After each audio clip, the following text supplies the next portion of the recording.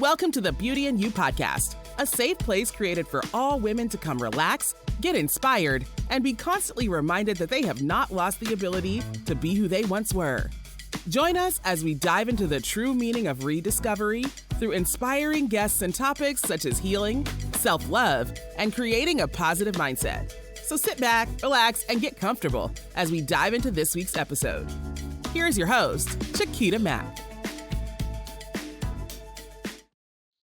Hey y'all, welcome back to another episode of the Beauty and You podcast. I am so excited because, as you know, we talk about empowering women and empowering our young generations. And let me tell you, this guest today is definitely going to leave you inspired and ready to take on the world. Our guest is a rising sophomore at UNC Chapel Hill and the CEO founder of Speak Out Sisterhood, majoring in biology and mathematics. She is committed to women's health, which is evident through her involvement with the operations team of UNC Student Health Action Committee, a student-run free clinic for the underserved families. She is distinguished by her proactive and energetic leadership, and she envisions a better future and takes decisive actions to create it. Welcome to the Beauty and You podcast, Aynsley Szczesniak. How are you, Mama? I'm doing great. Thank you so much for having me today. I'm really, really excited for this conversation. I'm excited too, because you're such an inspiration. You out here changing the world. You changing the game, girl. Thank you. That's my goal. You're definitely on your way. So when I normally start this podcast, I'm like, hey, you guys, tell me about your rediscovery journey. But for you, I want to start out a little bit different. And I want you to walk me through your first year, your first freshman year of college, and how you decided it was time to change the world. Oh my goodness gracious. Well, if you want to be here all day, then we'll do that. But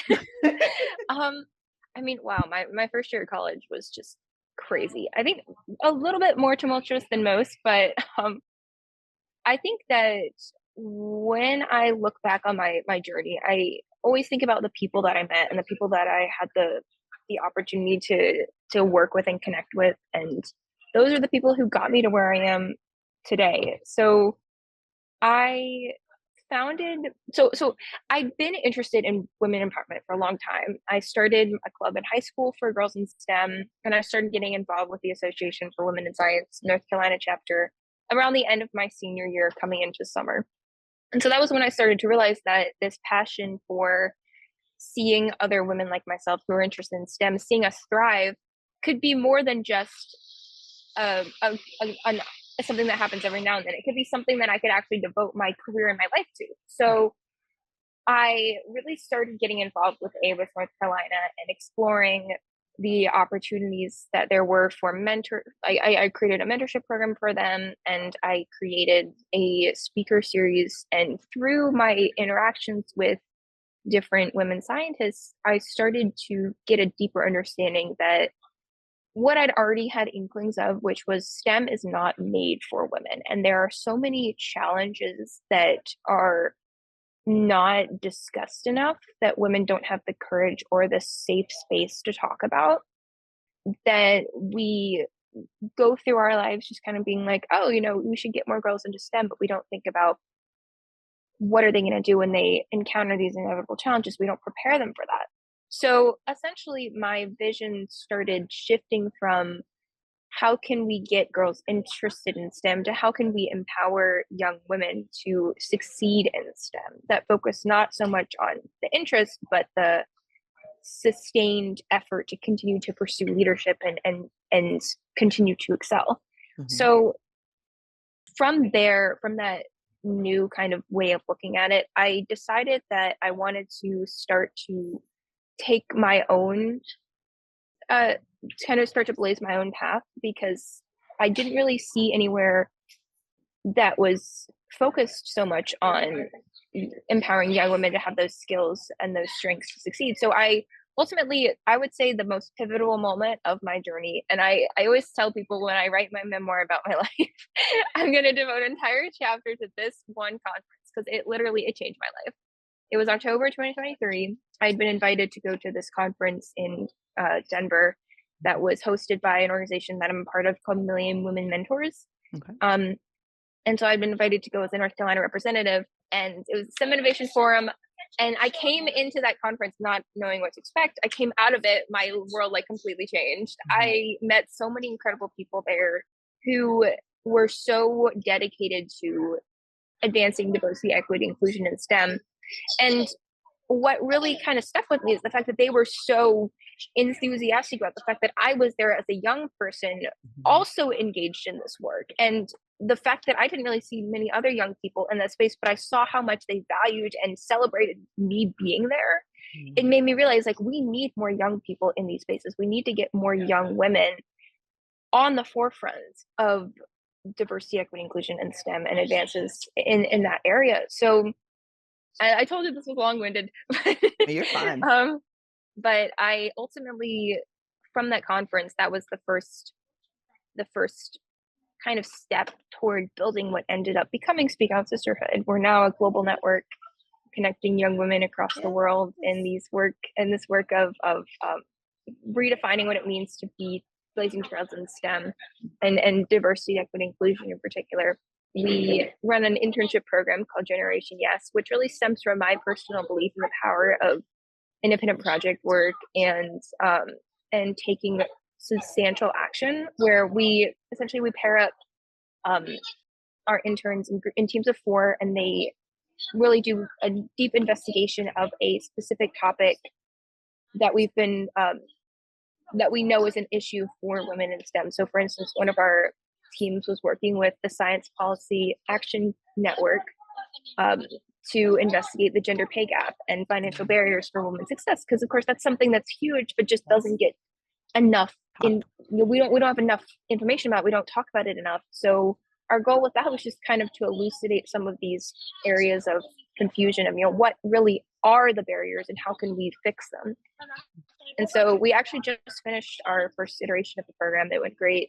And now we're kind of transitioning into the implementation side of, okay, now we have these action plans. What are we going to do? How can we actually make these ideas become reality? So it's definitely a confusing but exciting time. Awesome. And I just have so many ideas for what I want to do next, so many visions for the future. It's a little hard to remind myself, Aynsley, you gotta focus on one thing one at a time. Because what you see is, with one thing at a time, it ultimately accumulates to something just fabulous. But the fact is that you're doing it. And I think that's what's so important. You are the representation. You are that young person in the room that we need, because we don't often teach how to necessarily use our voices all the time. That's something that in my adult life, I just started to do, finding my voice and then utilizing my voice. But now I'm teaching my daughter to use your voice. You're 11, use your voice. And I want that empowerment for her. I want her to see a problem and to speak up about it. And they don't teach us how to do that. So the fact that you came in everybody was happy for me to be there. I was representing for them, but now you're going to teach them how to use their voice also. So you are that staple. We need that. We need you in the room. We need you there to continue doing what you're doing, because you are definitely changing the world. I mean, freshman year, coming out and coming into something like this and making such an impact is huge. So I hope you are definitely enjoying the moment and congratulating yourself along the way, because even though there's so many other things on your list, you're doing it. So hope you're celebrating yourself, enjoying the moment. Thank you. I appreciate that. Okay. A lot of people do tell me you need to take a break every now and then, Aynsley, and I do. And I think when you're ambitious, when you have big dreams, this is kind of taking this from a quote that somebody else told me, but when you're ambitious, every moment feels like you could keep doing more and more and more. You have so many ideas and just kind of spilling out. And it is a little bit hard to kind of take a step back and kind of look at what you've done and be grateful for that. But at the same time, it is very therapeutic when you do, because you realize yes, there's so much more that I want to do, but at the same time, I've already done so much, and I need to and those things have gotten me to this point. I haven't just, these aren't just things that I can just toss aside and be like, oh, that was whatever. These are things that have been crucial to my journey, and they've taught me things, and they've gotten me here. When I think about my journey to the point where I started Speak Out Sisterhood, and even beyond that, everything, it was just little steps over and over and over, that little coincidences and happenstances and opportunities that ultimately, because of the way that I react to them and took advantage of them, brought Mhm. me to this point. And it's just so beautiful to look back and think about that. Yeah, it's amazing. Like, I take advantage of every opportunity. Like, Me too. what is it? What do you need me to do? I got you. Don't worry about it. I'll be there. I'll get it done. I do the same thing. I go really, really, really fast because there's so much that I want to change with empowering women and rediscovering ourselves and enjoying what we've accomplished, but continue to get better. And but I do have to take those times to like really reflect because I get tired too. And I Burnout want to is go, real. yeah, and I want to go really, really fast. And sometimes I have to slow down. Kita, slow down. I'm like, okay, guys, I'm slowing down. I promise. So it's definitely a push and a pull for sure. Who is your inspiration? Um, well, as I said, when I think about my journey, I think about the people that I had the pleasure of getting to know and meet, and I feel like I have multiple people who are inspirations to me, just from the different things that they've taught me. Hmm. One person in particular who I will always credit as being the person who inspired me to go on this journey is Dr. Lisa Hinkleman. She is the founder and CEO of an organization called Ruling Our Experiences. They do incredible work. They do research basically on girls, on the state of girls in the United States, and the girls' confidence and girls' body image and self-esteem and all the things that we have known for a while have been issues, but we have never gotten like quantifiable data about. And as a math person, I'm like, yes, let's get the data. Get the And it's data. deplorable. The data is terrible, but it's so important that they are doing that work to break down these barriers. And she gave the keynote on the second day of the conference that changed my life. Mhm. um, and this keynote was fantastic because it was all about how girls' confidence is dropping, and like, for instance, 57% of girls don't believe they're smart enough for their dream career. I think it's 57%. It's either that or 55%. And girls' confidence has dropped by like 20% in the past 5 years. And it's just, you see that, and it reminds you of, there is so much more than just interest in STEM that comes into play when we think about the advancement of women through these STEM careers in particular. Confidence is a huge factor. And so she is my inspiration because she's not afraid to be the one breaking that news and telling people and saying, hey, we got to do something about this. And she's told me, like, there have definitely been conferences that she's spoken at where the audience has been very unreceptive of her message, but she, clearly is undeterred by that. And I can only hope to be as courageous and as determined as she is. So she's definitely one of my inspirations. Someone else is my inspiration is my friend Keegan. I met her. She actually lives on my floor this year, and we met just by like happenstance. But she has, like, if you like picture a heart made of absolutely pure gold, that is her heart. Like, her heart is Oh, so golden. She is so kind and caring and selfless, and she's really taught me a lot about how to be that kind of person, and she inspires me to be as selfless and kind as she is. And I've always been like really, really passionate about empowering others.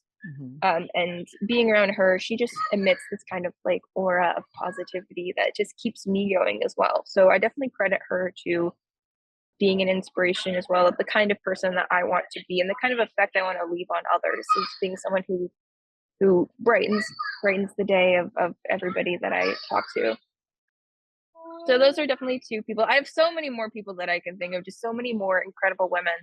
I can't even begin to name them all, but those are definitely two that stick out just because of how I aspire to be the kind of person that they are, and emulate the same kind of Right. characteristics. Oh, I love it.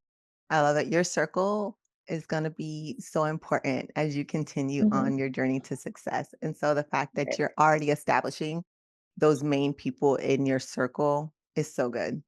It's so good. It's so good to have that community that you can lean on and someone that you can absolutely trust when you sometimes just don't feel like it or you're super exhausted. and you just Yeah. need that little bit of push. So it's so good that you've already come into like, having those that inspire you and keep you going and that you're like, I really want to be like them. And they give you little tips here and or you can just be themselves, just be like, I just need a break. I just need to get my life back together. Right. So Definitely. I completely agree. yeah, so I'm very happy that you have that now because I have one too, but again, it took me a little bit to like understand the importance of where I'm going and Mhm. to understand the importance of my environment. So Right. not everybody can Absolutely. come with you on your journey when you're heading to success. So that's important Exactly. I think to keep something else in. that I've learned too is that different people play different roles in your circle. Like, not Mhm. everybody's going to be the one that you go to sobbing when something bad happens. Like, but that doesn't mean that they're not an integral part of their circle. It just means that they have a different role that they play. And that's been something interesting that I've kind of figured out. And it really kind of like when you think about the different roles that people play in your circle, like there are the people who are the mentors who provide you that important information that you wouldn't have been able to figure out on your own. There are the people who are the shoulders that you cry on. There are the people that maybe you only see every now and then, but when you do, they leave you feeling so grateful for everything that you have and grateful for them. And it's just I've always been someone who really values the people that I'm around and really it's been so grateful for the people that I'm with. And it's been really interesting, especially coming to college and getting to meet so many people, kind of sort of figuring out through experience and time, like who are the people that I want, that I truly care about and who truly care about me, and what kind of role do they play in my life and do I think they're going to play in my life. And it just being able to kind of go through life and making these organic relationships is just such a beautiful thing, especially again going back to what we were talking about before, looking back and seeing how things came to be where they are. The people that I met like by happenstance at my college orientation maybe now is like one of my closest friends, kind of thing. Yeah, Or somebody I just happened to connect with on LinkedIn is now like a mentor. And it really makes you grateful for the opportunities in the life that you've been able to live. absolutely. Connections, so Hmm. important. So important. I want to talk about imposter syndrome. Like so big, Well, I can right? go into that all day. Ooh. So, is this something that you've experienced? Oh, And absolutely. and what is your advice to someone else that may be going through the same thing or has gone through the same thing? And I'll tell you my story after. Okay. All right. Well, I love this question because it's oh my gosh. See, I mean, I used to talk about a lot about imposter syndrome being in this field of women in STEM empowerment, but I never really like truly felt it until the first time that I ever presented at a conference. It was February of this year, actually. I presented about Speak Out Sisterhood and our work at the Science for All Summit at Moorhead Planetarium. They were hosting it. It was their second year, I think, doing it. And we were lucky enough to be selected as one of the sessions. And so I was so excited because I knew all the team there. They're so great. And I was so excited for the conference in general. Got to the day of, presented the I was and then this was already my conference was already kind of like wavering because we couldn't get the presentation to get up like right before the our session was supposed to be. So I was just sitting there having like I was just freaking out, Going through. trying to get our presentation to like project on the thing. So I was already like nerves frazzled. I practiced this over and over before, and so we got through the presentation. I thought it went pretty well, and then at the end, we got a question. We did Q&A. And so that was the part I was dreading because I was like, what if they ask me a question I don't know how to answer? Mm, And so somebody asked a question about our use of the word girl because we were talking about a lot of statistics about like, girls in STEM, 55% of girls think this. And so the question was kind of like basically, at least the way I thought she was asking it was like, why are you using the word girl when you yourself are saying that like these words can kind of be diminishing for young women? And so I had no idea what to say.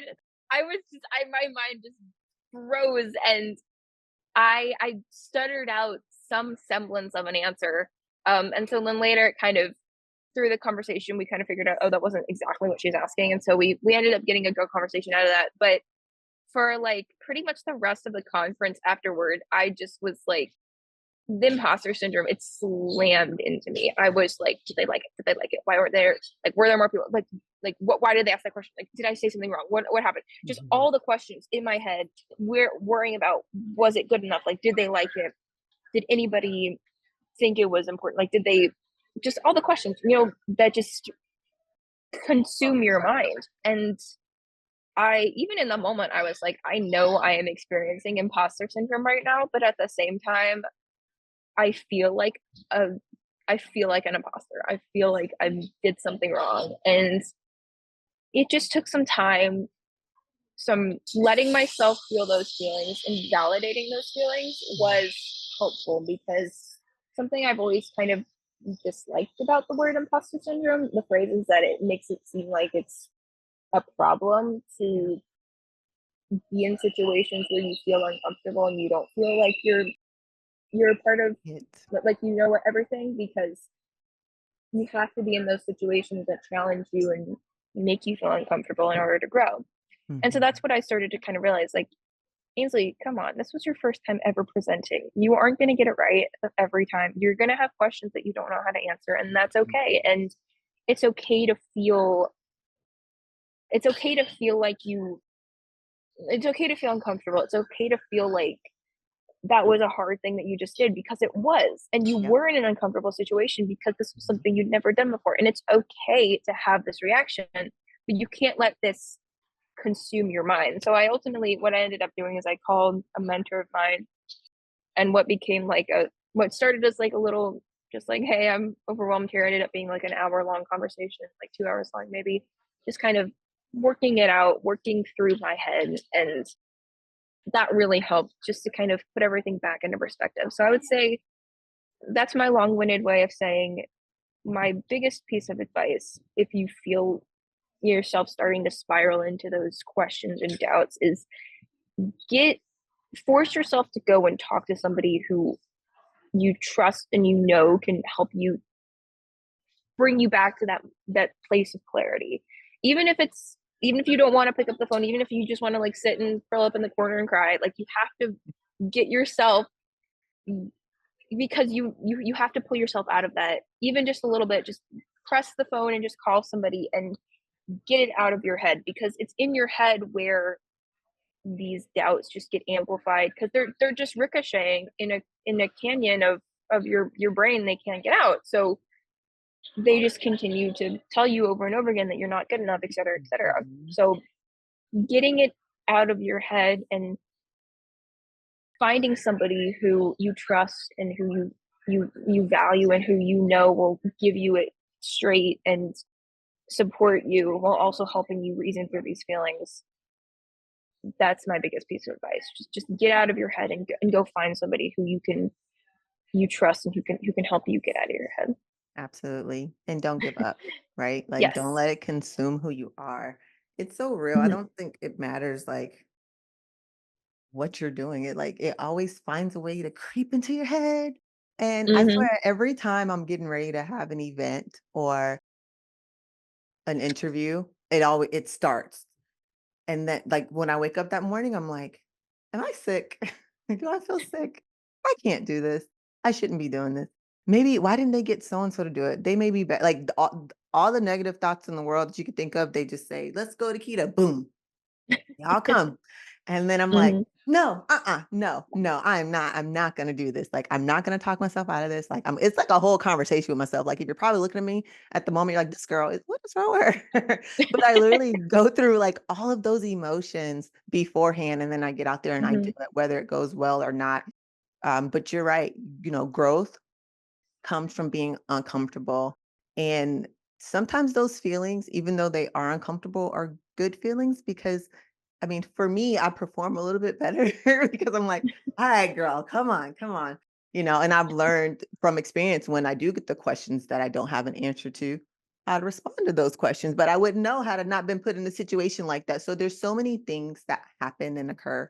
But yeah, in imposter syndrome is just one of those things where it's like, God, come on, really? This is happening.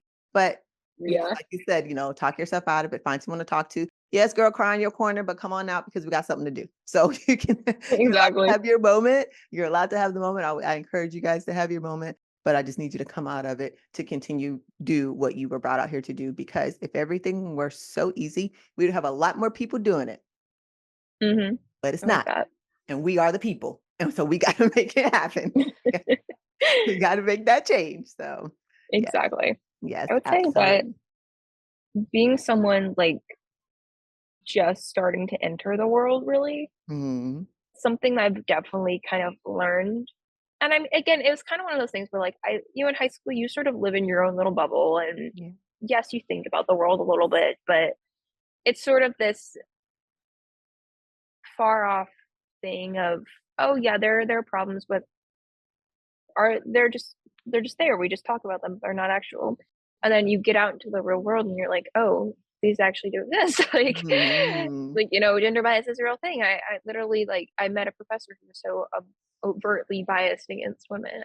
Mm. Mm, I see him in the hall sometimes. I'm just like, nope, you are not, don't like you. But I digress.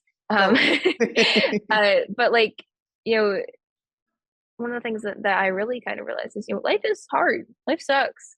It really sucks. And there's not you can't run away from it. You can't run away from the sucky parts. You just have to push through them. You have to build that strength to go through them because you know that just as much as there are bad things, there are also good things. And you have to have that strength. You have to let the good things build the strength so that when the bad things do come, you can still get through them. And I think that's something that I kind of it took a while to really adjust to because, again, when you're in high school, when you're a kid, basically, like life is just all the good parts because other people hide the bad parts or other people help get you through the bad parts so quickly that you don't notice that the bad parts happen. But when you're on your own, when you have to be your own person and be responsible for yourself, nobody's going to hide those bad things. Nobody's going to help you through them. You got to get through them yourself. Yep. And so that's hard. And having that network of people you can go to and ask and say, hey, I'm dealing with this.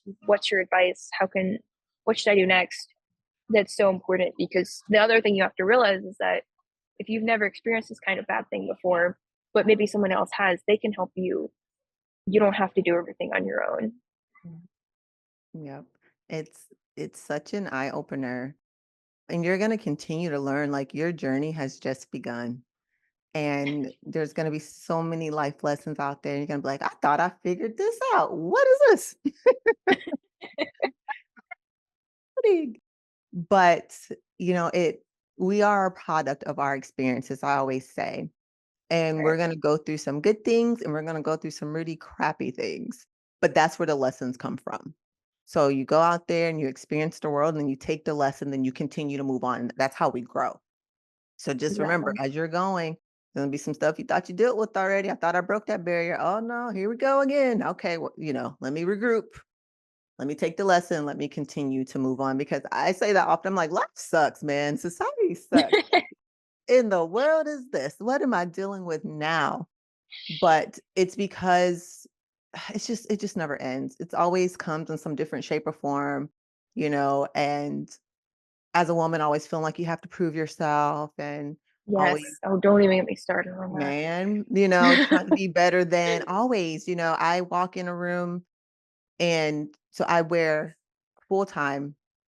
I am in the military. I'm a major in the military. Oh, And that's cool. so I've been serving for 14 years now. So uniform, hair pulled back. I look like a little young, look like a young little soldier. Okay. And so I have to deal with like, oh my God, how old are you? You look like such a young major. None of your business. It doesn't it doesn't matter. And then I'm a female. Oh, and then I'm a black female. Oh my God. All these things against me, right? So it's like always constantly having to prove yourself, prove who you are, show that I'm able Hmm. to do the job. And like after the first bit, they're like, wow, you're really squared away. And I'm like, I have to grind harder than my peer. Like I have to go harder than my male peer. We could be doing the same job, but I have to go 10 times, listen to me, 10 times harder for the same thing. You know what I mean? So there's going to be so many things that you continue to go through. And now I'm trying to get promoted to the next rank. And that's where I'm at right now. My goal is to make it before I'm 40, and I'm almost there. So, but it's hard. It's so Mhm. hard to know that I have to do 3 more extra schools than they do so I can get the same rank. It's Oh, just, and okay. see, Yeah. like, and just like talking with women like you and hearing those stories, it just reminds me like this is why I want to do this work, because Mhm. it's not fair that you have to do that. But until we get to a world where you don't have to anymore, you shouldn't be doing this alone. Like you should have the Mhm. support, you should have the resources and the people who you can rely on and who can help you get there, and the inner strength to be able to do that.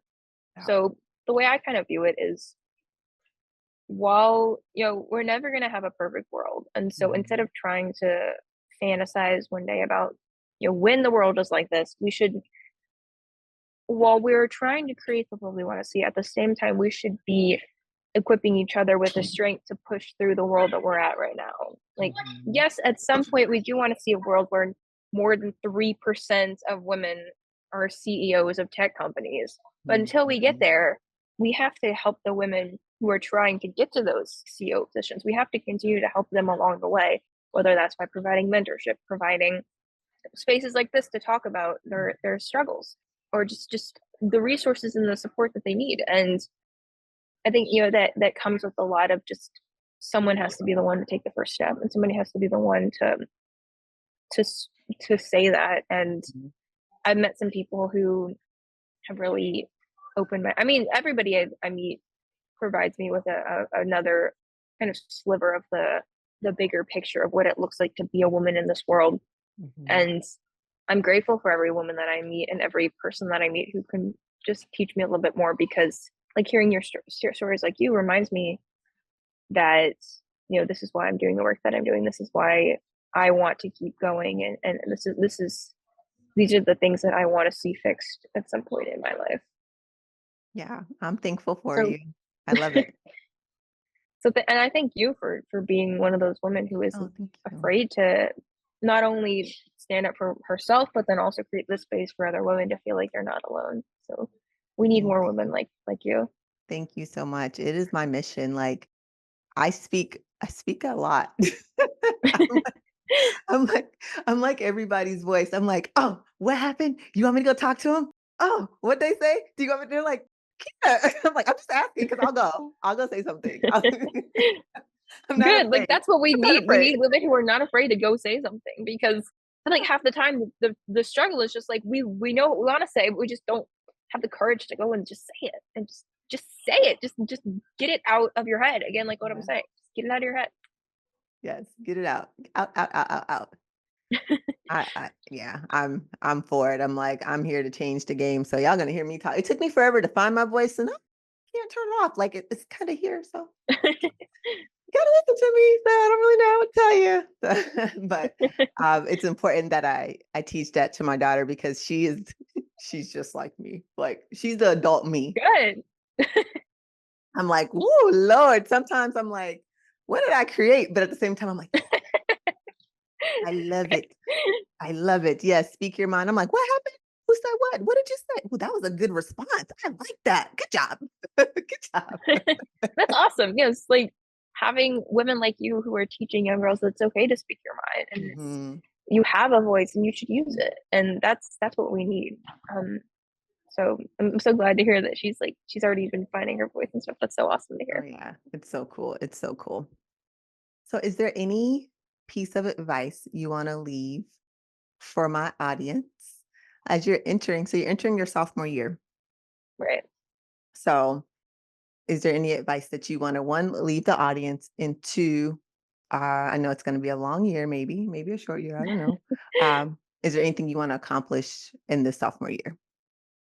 Okay. First of all, asking what I want to accomplish to the sophomore year to an One ambitious young thing. woman is a dangerous question. One thing. One thing. Okay. Oh, geez. Okay, well, I'll start with the advice first then, so I can kind of ruminate on that a bit. But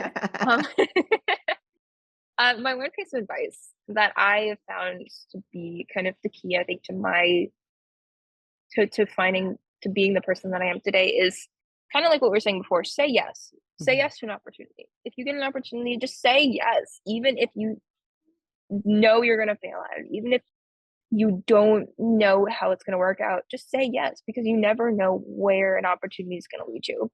Say yes in moderation. Don't say yes to everything, but don't be afraid to say yes if there's something that comes up. Like I'm part of AWIS North Carolina. I knew that AWIS National runs a magazine, so I was like, hey, maybe I should write an article for them. And so now I've written two, and I'm going to write another one. And just I really enjoy writing articles, and it doesn't only, not only is something that I like to do, but it also helps to get my name out there and get exposure and all those things. And because I said yes to that initial idea, now I'm at this point where it's become something it's been a really big part of my journey. And I feel like women especially, we're too afraid to say yes because we overanalyze what if. We say all the what ifs, and we let those kind of cloud our mind to the point where we don't have room for a yes. So I feel like my biggest piece of advice is, instead of asking, what if, say what now, or what next, or what the hell, just say that. Those are the what questions you should be asking, not the what ifs. Just say yes to every opportunity that you feel is something that you think you can learn from and grow from, and just say yes. So that's my advice. Some of my goals. Oh, Jesus. What would I say? Oh, also, I don't know if you can cut out this part, but if you could mind cutting out the part where I say Jesus. I didn't need to say that. Yep, I got you. Because I have to offend people. Okay, thank you. Now for my goals. I think I have so many goals for Speak Out Sisterhood. I have so many goals for what I want to do with all the different leadership roles I play. But I'd say my one main goal is to become more open to not being the one running everything, to be more trusting and I do trust people, and I'm very willing to delegate, but it's hard sometimes kind of letting go of that control, that oversight, especially as being someone who's very kind of organized and independent. I'm really working hard, and being a Speak Out Sisterhood CEO, having a team under me has been really, or having a team to work with has been really, really instrumental in teaching me how to delegate and how to trust that people can do things well, and I don't have to be the one kind of overseeing everything. And as a type A workaholic, organization crazy person, it's hard to kind of take that step back and focus on what I need to do and what my role is, and let others do their roles. But every time what ends up being produced is something more beautiful than anything I could have ever done on my own. And so I think one thing I really want to work on, just in general, but I guess especially in this sophomore year, is recognizing that I don't have to do everything. I don't have to do it all on my own, and be more open to not just talking about things with other people, but just letting other people do the things that their role is, and not having to be the one to do everything. And I know saying that out loud makes me sound like a narcissist. I swear I'm not. It's hard sometimes to delegate and to trust and to let go of that oversight and that control. But at the same time, again, it's one of those places of discomfort where you just learn so much from it. And I want to live in those places of discomfort a lot more next year. Yeah, let me tell you, that lesson, you're going to be learning that one, because I struggle with that too. And I had to learn that the level that I am trying to reach, I have to rely on my team, because there's not enough hours in a day. And I have to be able to see, I have to pull up. I got to be able to see the big picture, right? As the CEO of my company. But if I can't see it from here. I have to pull up. So in order for me to pull up, I have to trust my team will get it done. But that was hard. That was so hard, because I'm like, this is my baby. If it's my name, it literally says my name, this is me, So my God was like, oh my God, I can't. But again, someone had to tell me, you will get there. You're going to be completely burnt out. but for the level you're trying to get, you have to trust and rely on your team. And if they don't do it right, then you train and retrain. And so that was a lesson that was difficult for me, but you can do it. And just keep looking at the big picture. Keep trusting the big picture, and you trust but verify, right? You trust but Yes. verify. Like, that's not really what I asked for.